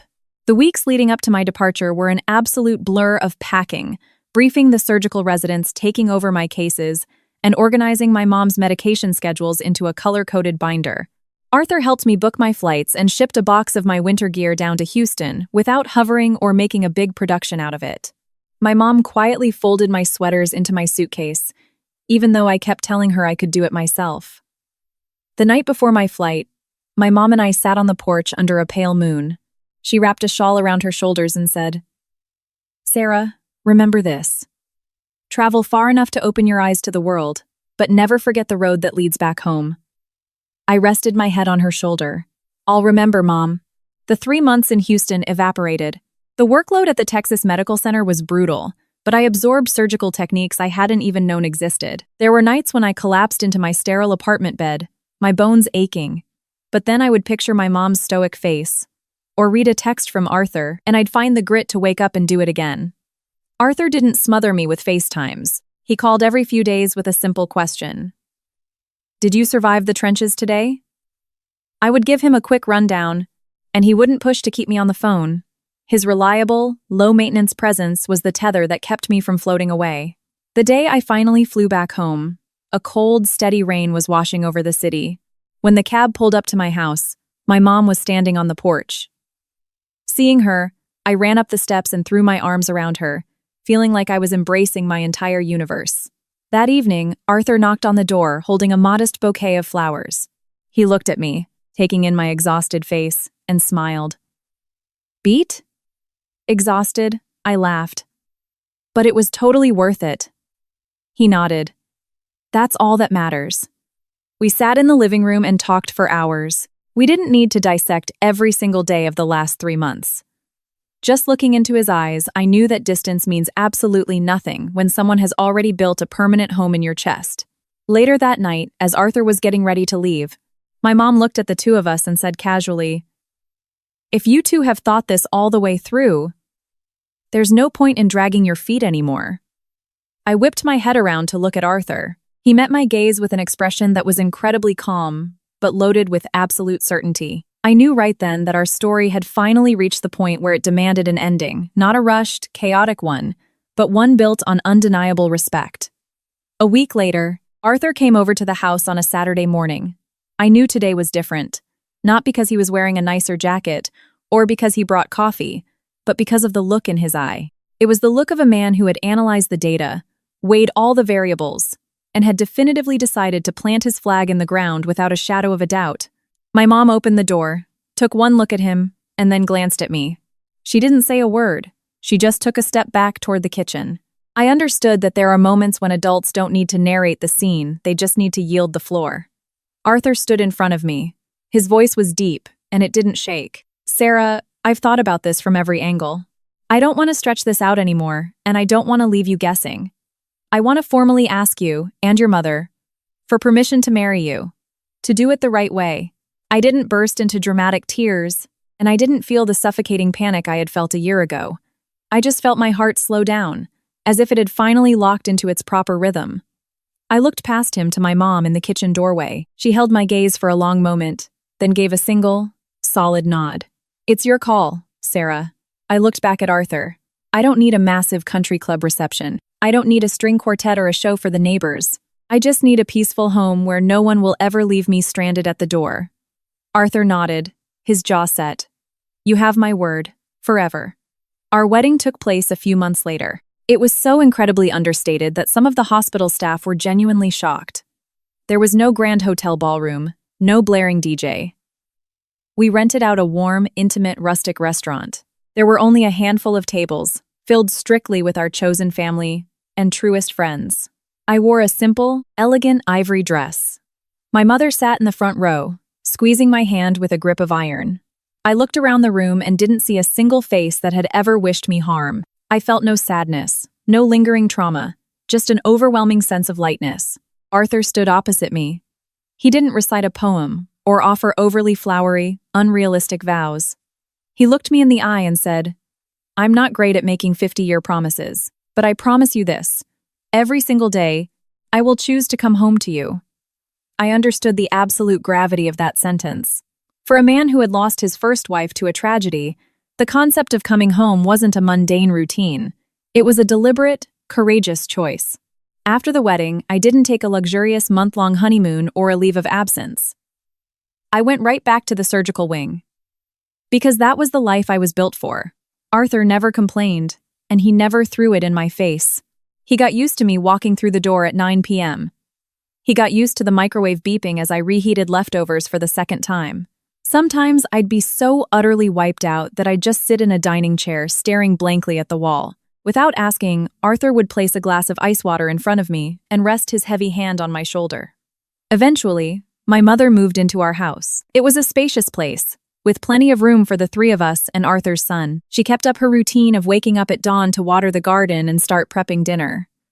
Arthur started calling her mom with a casual ease that melted my heart. Once, I overheard my mom talking on the phone to one of her old neighborhood friends. "He doesn't talk my ear off," she said about Arthur, "but he pays attention. And that's all a mother can ask for." I knew that was the equivalent of a Pulitzer Prize from Irene. My career continued its upward trajectory. The clinical trial was a massive success, and I was given more administrative responsibilities at the hospital. Occasionally, the old panic would flare up the fear that my ambition was going to devour my marriage. But whenever I voiced those anxieties, Arthur would just shake his head and say, "You hold down the OR, Sarah. I'll hold down the fort." His words weren't meant to make me complacent. They were meant to give me permission to fly. I no longer had to tear myself in half choosing between the scalpel and the stove, because the man standing next to me didn't demand I sacrifice pieces of myself to stroke his ego. One rainy Sunday, while I was organizing some boxes in the closet, I found the small wooden jewelry box holding my parents' wedding rings. I held my dad's gold band in my palm for a long time. I finally fully grasped what my mother had meant. A marriage isn't the split second you slide a ring onto a finger. It's the thousands of quiet, exhausted Tuesday nights where two people sit in a room together and realize they don't feel empty anymore. Every now and then, rumors about Greg's family drifted my way. He had stayed out in Ohio, practically cutting off contact with his relatives. Agnes's health had continued to decline. Her days spent in a bitter, lonely house. I didn't actively avoid hearing about them, but I certainly didn't seek the information out. I genuinely just hoped that they had learned their lesson. The space in my chest that used to hold resentment was completely boarded up. One winter night, during a brutal on-call shift, a massive multi-car pileup flooded the ER. I sprinted into the OR on pure adrenaline. 4 grueling hours later, we managed to stabilize the final patient. When I pushed through the double doors into the waiting area, peeling off my scrub cap, I saw Arthur leaning against the wall, holding my heavy winter coat over his arm. He looked up. He didn't ask if the surgery was a success, and he didn't ask if I was going to make the front page of the hospital newsletter. He just looked at my tired eyes and asked, "Are you okay?" I nodded. He draped the heavy coat over my shoulders and said softly, "Let's go home." In that exact moment, a flashback hit me. I remembered that horrific morning standing outside the country club.